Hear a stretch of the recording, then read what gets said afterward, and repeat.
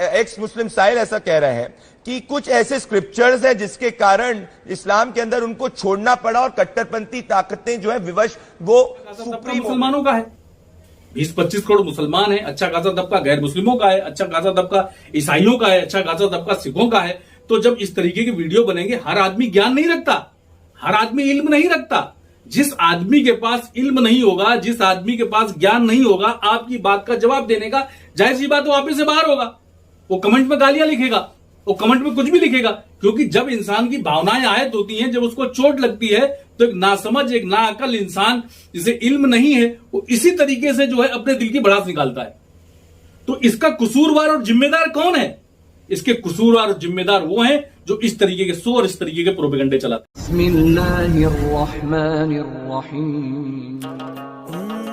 अल-किताब TV आपका अपना। Media और सोशल मीडिया पर एक मुद्दा बहुत ज्यादा वायरल है, वो है एक्स मुस्लिम साहिल ऐसा कह रहे हैं कि कुछ ऐसे स्क्रिप्चर्स हैं जिसके कारण इस्लाम के अंदर उनको छोड़ना पड़ा और कट्टरपंथी ताकतें जो है विवश वो सुप्रीम हो गई। पहले तो ये असल में एक यूट्यूबर था और यूट्यूब के ऊपर इसके काफी फैन फॉलोइंग थी और काफी ज्यादा इसने फितना फैलाया, और अब इसको जो है न्यूज चैनल वालों ने पकड़ लिया। अब ये वहां पर बैठता है और वहां पर कुछ मुस्लिम विद्वानों को बुलाया जाता है। अब वो कितने विद्वान हैं तो अल्लाह ही बेहतर जानता है, लेकिन उनको बुलाया जाता है और ऐसे होते हैं कि मैंने कई को तो डिबेट छोड़ करके भागते हुए भी देखा है। तो सबसे पहले समझना है कि एक्स मुस्लिम, ये अपने नाम के पीछे एक्स मुस्लिम लगाता क्यों है? हम अगर इस दुनिया में देखें, एक्स किस चीज के पीछे लगाया जाता है? जो कोई पीछे किसी ऊंचे पद पर होता है वो अपने नाम के आगे एक्स लगाता है, जैसे x MP, ex MLA, x DCP. तो इस तरीके के लोग एक्स इस्तेमाल करते हैं। उनकी ये इच्छा होती है, उसको लगाने की वजह यह होती है कि जो इज्जत, जो वकार मुझे उस दौर में मिलता था, आज भी वही मुझे इज्जत मिले। आपको पूरी दुनिया में कोई भी एक ऐसा शख्स नहीं मिलेगा जो अपने नाम के आगे लगाता हो एक्स ड्राइवर, एक्स स्वीपर, कोई भी नहीं मिलेगा। तो ये जो एक्स मुस्लिम वर्ड है, इससे चाहा ही जा रहा है कि हमें लोग है इसके जरिए जो है हमारा नाम हो, इसके जरिए मैं शोहरत कमाऊं, इसके जरिए मैं पैसा कमाऊं, लेकिन उसे यह नहीं मालूम है कि इसके जरिए वो जो है नफरत परोस रहा है। चैनल आगे लिखता है, हेडलाइन में मैं स्क्रीनशॉट नीचे डाल रहा हूं, चैनल लिखता है कि इसने अभी तक कोई धर्म कबूल नहीं किया है। तो चैनल ये कहना चाह रहा है कि ये जो शख्स है ये अधर्मी है, ये जो शख्स है ये अधर्मी है। अधर्मी उसी को कहते हैं जिसका कोई धर्म ना हो। आज जिस शब्द के आगे लग जाता है उसका तात्पर्य नहीं से होता है, यानी ये शख्स जो है वो अधर्मी है। और चैनल बुलाता है, कादरी साहब है कोई, कादरी साहब को बुलाता है अपने चैनल पर और उनसे वो बात करता है। कादरी साहब उसके सवालों का जवाब नहीं दे पाते, हालांकि बात का जवाब देना चाहिए था। तो चैनल बुलाता ही ऐसे लोगों को है जो सही से तर्कपूर्ण सटीक जो है उसकी बातचीत का जो है वो जवाब न दे सके। वो फिरकावारियत पर बात करता है कि बोलिए ये मुसलमान जो है वो काफिर है नहीं है, इसमें कोई दो राय नहीं। साहिल, अच्छा, अगर मौलाना कादरी साहब ये कह रहे हैं कि सिर्फ ला इलाहा इल्लल्लाह मुहम्मदुर रसूलुल्लाह पढ़ने से एक इंसान मुसलमान रहता है, तो कादियानी को ये लोग काफिर क्यों समझते हैं? दूसरा, फिर ये कहे कि अहमद रजा खान बरेलवी रहमतुल्लाह अलैह जो है, जो ये फतवा दे के कह रहे हैं कि वहाबी गैर मुकल्लिदों का जबिया हराम है क्योंकि ये काफिर और मुर्तद है, तो कहिए लाइव में कि अहमद रजा खान बरेलवी साहब ने गलत फतवा दिया है, गलत बातें अपनी किताब में लिखी है, अहकाम शरीयत किताब का नाम है। पहले ये क्लेरिफाई करिए, जवाब इस तरीके से धोखा देने से काम नहीं चलेगा। तो सबसे पहले तो असल में मैं बात आपको बताना चाहूं कि दीन जो है वो किसी हजरत के घर से नहीं निकला। दीन किसी हजरत के घर से नहीं निकला, चाहे वो कोई कितना ही बड़ा हो, किसी हजरत के घर से दीन नहीं निकला है। दीन वो है जो अल्लाह ने अपनी किताब में बताया। अल्लाह ने फिरके करने का हुक्म नहीं दिया। तो अल्लाह सुब्हानहू तआला ने अपने पैगंबर को बिल्कुल साफ लफ्जों में कहा है, बिल्कुल साफ लफ्जों में अपनी किताब के अंदर, कि जिन्होंने अपने दीन के टुकड़े टुकड़े कर दिए और जमातें बन गए, तुम्हारा उनसे कोई ताल्लुक नहीं है। उसका काम अल्लाह के हवाले है और फिर वही उन्हें बताएगा जो कुछ जो किया करते थे। इस सूरह नाम की आयत नंबर 6 है जिसका तर्जुमा मैंने पढ़ा। अब यहां पर सोचने वाली बात है कि अल्लाह जो है अपने रसूल को हुक्म दे रहा है कि तुम्हारा उनसे कोई मतलब नहीं है जिन्होंने फिरके बनाए, जिन्होंने दीन के टुकड़े किए। अब क्या रसूल जो है वो अल्लाह की नाफरमानी करेगा? तो जितने भी फिरके बनाने वाले हैं इनके पास तो रसूल ही नहीं है, क्योंकि ऐसा कभी हो ही नहीं सकता कि रसूल अल्लाह की नाफरमानी करे। जो भी दीन के टुकड़े कर रहा है, जो भी फितने फैला रहा है, जो भी अपनी एक ईंट की मस्जिद बना रहा है, क्योंकि दीन तो वही है जो अल्लाह की किताब में है। अल्लाह ने हर इंसान में कुछ बातें जो है फितरतन रखी हैं, जिसको जिबिलियत, कुछ बातें फितरतन रखी हैं।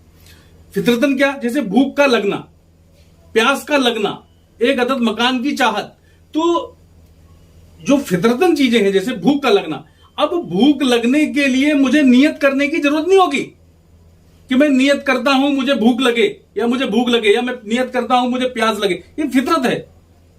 भूख लगेगी, आपको खाना खाना है, उसका वक्त होगा, अपने आप लगेगी, वक्त होगा, अपने आप प्यास लगेगी।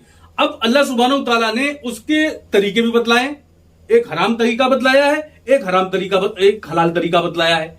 अब अगर आप अपने पेट को हलाल तरीके से नहीं भरते हो तो ये मजबूर है हराम तरीके से भरकर रहेगा। आप इसको रोक नहीं सकते, क्योंकि पेट का काम है भरना।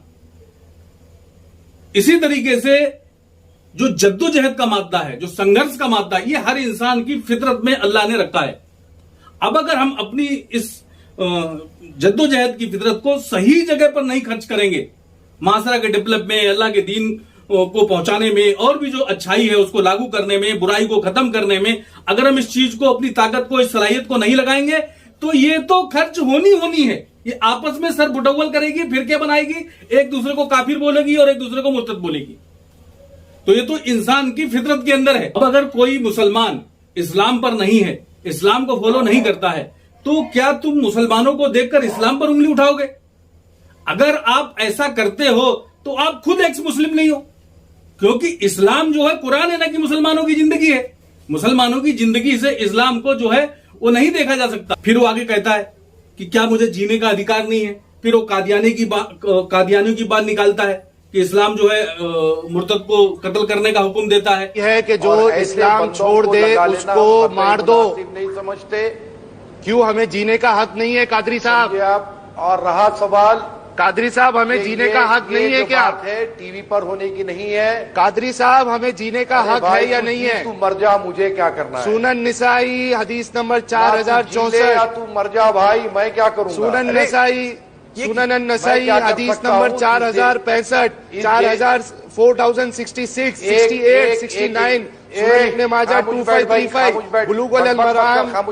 बुलूगल मराम 1242। दीवाने आपकी स्क्रिप्चर में लिखा हुआ है जो इस्लाम छोड़ दे उसको कत्ल कर दो, हमें जीने का हक नहीं है क्या कादरी साहब? और ये कादियानी क्या जो है ये मुसलमान नहीं है? तो इस्लाम जो है मुर्तद को जान से मारने की बात करता है। तो इसको बताऊं, कुरान कहता है सूरह बकरा की आयत नंबर 256 में कि दीन किसी जोर जबरदस्ती का नाम नहीं है, यानी दीन में कोई जोर जबरदस्ती नहीं है। लेकिन आप सल्लल्लाहु अलैहि वसल्लम की जिंदगियों को अगर हम देखें तो हमें कुछ मामले ऐसे मिलते हैं, हमें कुछ मामले आपकी जिंदगियों से ऐसे मिलते हैं जो इस्लाम से फिरे या जिन्होंने बगावत की तो उनके जो है सर को काटा गया। लेकिन ये हमें देखना पड़ेगा, ये गौर करना पड़ेगा कि लोग कौन थे जिनके साथ ये सुलूक किया गया है, जिनके साथ ये रवैया अपनाया गया। ये लोग कौन थे? ये लोग वो थे जो असामाजिक तत्व थे, समाज के लिए फितना थे, समाज में बवंडर खड़ा करने वाले लोग थे। तो ऐसे लोग थे, क्योंकि इस्लाम का जो मूल उद्देश्य है, जो इस्लाम का मूल उद्देश्य है, वो मूल उद्देश्य यही है कि एक सर्वोत्तम समाज की स्थापना करना, जहां कोई भूखा ना हो, जहां कोई चोरी ना हो, जहां कोई बलात्कारी ना हो, जहां कोई ब्याजखोरी ना हो, गरीब पर जुल्म ना हो, जहां कोई शराब पी करके जो है फितने फसाद फैलाने वाला ना हो। तो ये असल चीजें हैं, ये जो चीजें जिनसे समाज बिगड़ता है, इन चीजों को अल्लाह ने जो है ये हराम ठहराया है और हराम किया है, क्योंकि अल्लाह अपने बंदों से बड़ा प्रेम करता है और इसीलिए वो अपने बंदों के अंदर प्रेम, मोहब्बत, समानता, भाईचारा जो है सिखलाता है। यही दीन है।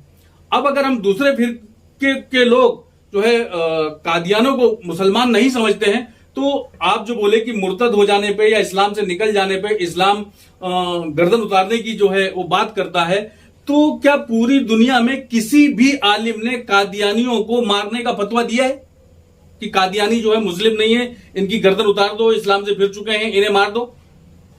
एक भी फतवा आपको ऐसा नहीं मिलेगा जो कादियानियों के खिलाफ जो है दिया गया। अब एक एपिसोड के अंदर एक लेडीज भी होती है, वो भी अपने आप को एक्स मुस्लिम बोलती है, वो एक अलग तरीके की कहानी सुनाती है कि मेरे पिता मुस्लिम थे, मेरी माँ वो थी, और वो फिर दोनों बगैर निकाह के साथ में रहते रहे, और फिर ये अरे भाई, ये तो खुली नाफरमानी है, ये तो खुली हरामकारी है। अल्लाह की नाफरमानी करने वाला, अल्लाह की बगावत करने वाला, और वो अपने आप को मुस्लिम कहे, ये कैसा मुस्लिम है? मुस्लिम तो एक अरबी शब्द है। मुस्लिम कैसे कहते उसे हैं जिसने अपनी समस्त इच्छाओं को उस मालिक के, उस ईश्वर के, उस परमेश्वर के जो है आदेशों पर समर्पित कर दिया हो। यानी अगर इसको हम हिंदी में बोलेंगे मुस्लिम को, तो कहेंगे आज्ञाकारी को। मुस्लिम का अर्थ है आज्ञाकारी, यानी समस्त अपनी इच्छाओं को परमेश्वर के, उस अल्लाह के, उस रब के, उस गॉड के, उस खुदा के, उस यहोवा के आदेशानुसार जीवन व्यतीत करने वाले का नाम मुस्लिम है। ये अरबी शब्द है। फिर वो जिजिया की बात करता है कि जी यहां पर अगर इस्लामी कानून जो है नाफिज हो जाए तो यहां गैर मुस्लिमों से जिजिया लिया जाएगा या नहीं लिया जाएगा। यहां पर बात समझने की, देखिए, सिर्फ और सिर्फ नफरत के सिवा और कुछ भी नहीं है। हमारे मुल्क में कौन ऐसा है जो टैक्स नहीं भरता है? क्या कोई ऐसा? हमारे मुल्क में गरीब से गरीब इंसान टैक्स भरता है। एक रिक्शा चलाने वाला भी टैक्स भरता है, क्योंकि जो भी चीजें खरीदता है, छोटी छोटी चीजें ऑलरेडी वो टैक्स देकर ही खरीदता है। तो जो हम आमदनी का टैक्स दे वही टैक्स नहीं होता। रोजमर्रा की चीजें, बिस्किट खरीदने वाला, दूध की थैली खरीदने वाला, आटा खरीदने वाला, चावल खरीदने वाला, ये हर जो है इंसान टैक्स पे करता है। लेकिन इस्लाम में ऐसा नहीं है। इस्लाम में मुसलमानों के लिए जो टैक्स है वो 2.5% है, गैर मुस्लिमों के लिए ऐसा नहीं है। क्योंकि जो भी हुकूमत होगी, हुकूमत चलती ही टैक्स से है। अब आप उसको जिजिया बोल दो या उसको जो नाम देना चाहो नाम दे दो, अगर टैक्स नहीं होगा तो हुकूमत के खर्चे कैसे चलेंगे? अब इसको आप नफरत बढ़ाने के लिए इस्तेमाल कर रहे हो कि जी इस तरीके से वो लोग गैर मुस्लिमों के साथ जुल्म करते हैं और ये अन्याय है और ये कुरान में है और वो कुरान में है।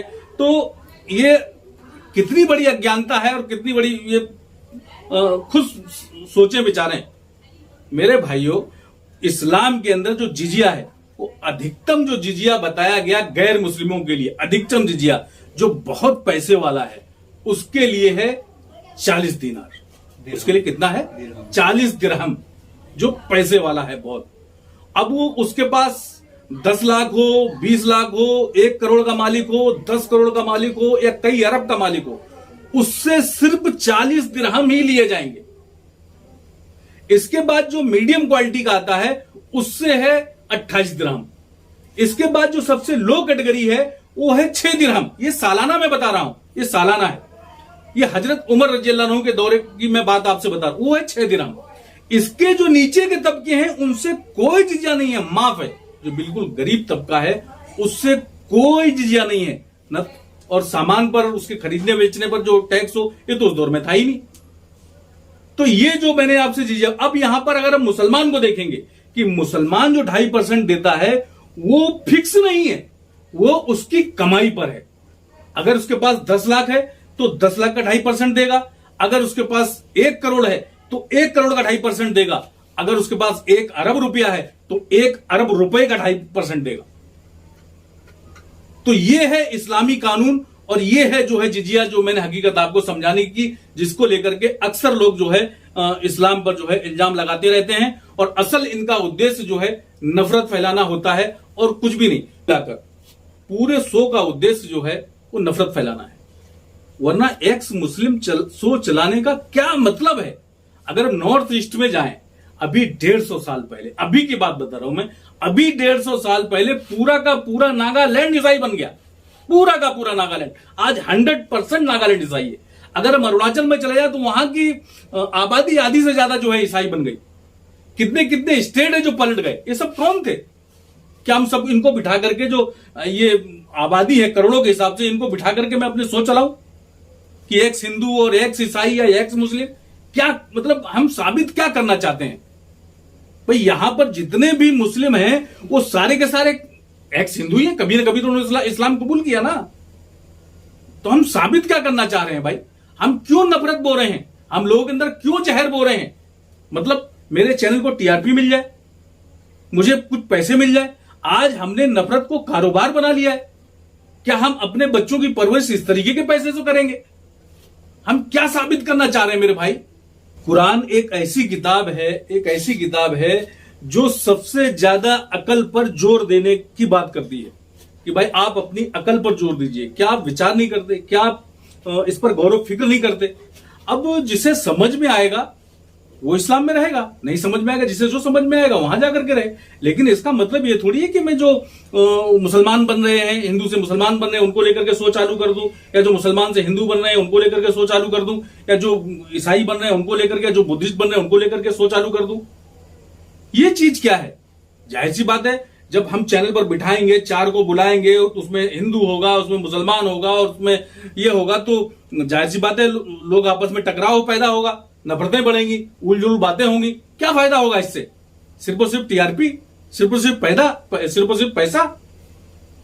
सूरे अनाम की आयत नंबर 108 के अंदर अल्लाह सुब्हानहू तआला ने बिल्कुल साफ लफ्जों में कहा है, बिल्कुल साफ लफ्जों में, कि तुम किसी जिससे लोगों की आस्था हो, जिस पर जो है दूसरे धर्म के जो लोग हैं उनको आप बिल्कुल बुरा भला ना कहो, बिल्कुल मना किया गया है। इसीलिए कोई भी मुसलमान आपको दूसरे धर्म पर टीका टिप्पणी करते हुए मिलेगा ही नहीं, क्योंकि उसे उसके रब की तरफ से, अल्लाह की तरफ से, ईश्वर की तरफ से, परमेश्वर की तरफ से, गॉड की तरफ से, खुदा की तरफ से बिल्कुल स्पष्ट आदेश है।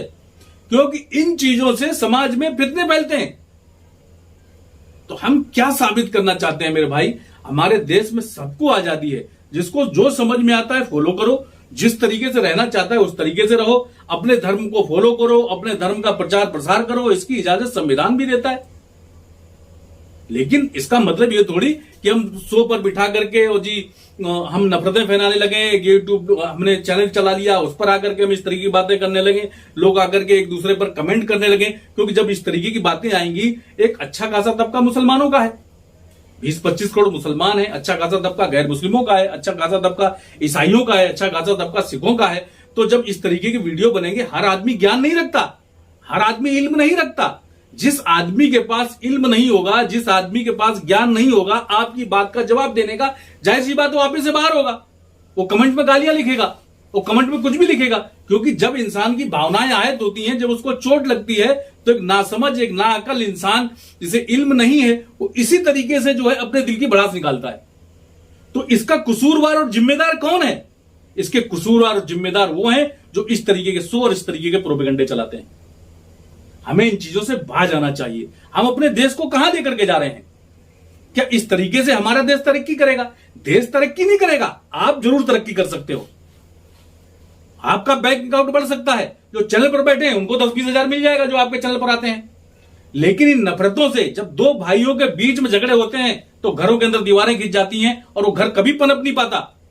सदियों से इस देश में हिंदू, मुसलमान, सिख, ईसाई साथ में रहते हुए चले आ रहे हैं, लेकिन कभी इस तरीके की शिक्षा नहीं दी गई। हमें बहुत जल्द इसके ऊपर सोचना होगा कि इस तरीके की बातें हम न करें। थोड़े से स्वार्थ और थोड़े से सत्ता के लालच के लिए और थोड़े से पैसे के लालच के लिए हम लोगों को न लड़ाएं, हम देश को न बांटें, हम नफरतों को न बांटें। ये इंसानियत नहीं है। हम आदमी तो जरूर हो सकते हैं आदमी के बेस में, लेकिन जिसके अंदर मानवता नहीं है, जिसके अंदर इंसानियत नहीं है, वो इंसान नहीं है, उसका कोई धर्म नहीं है। वो चाहे अपने नाम के आगे कुछ भी लगा ले, कुछ भी पहन ले, अरबी में नाम रख ले, फारसी में रख ले, हिंदी में रख ले, संस्कृत में रख ले, नाम जिस भाषा में वो नाम रखना चाहे अपना नाम रख ले, अपना नाम अब्दुल्ला रख ले, अपना नाम परमेश्वर दास रख ले। लेकिन अगर उसके कर्मों से दीन धर्म नहीं झलक रहा, वो लोगों के भले और वायदे की बात नहीं कर रहा, तो बिल्कुल धार्मिक नहीं है। और बहुत जल्दी हम सब अपने एक कर्म का हिसाब उस मालिक को देने वाले हैं। तो हम इन चीजों से बाज आ जाए मेरे भाई, प्यार फैलाएं, मोहब्बत फैलाएं, इन बातों से कोई लेना देना नहीं है। बहुत ही दिल की गहराइयों से मैंने बात रखने की कोशिश की है। उम्मीद करता हूं आप लोग जो है गौरव फिक्र करेंगे और इन चीजों से बचेंगे।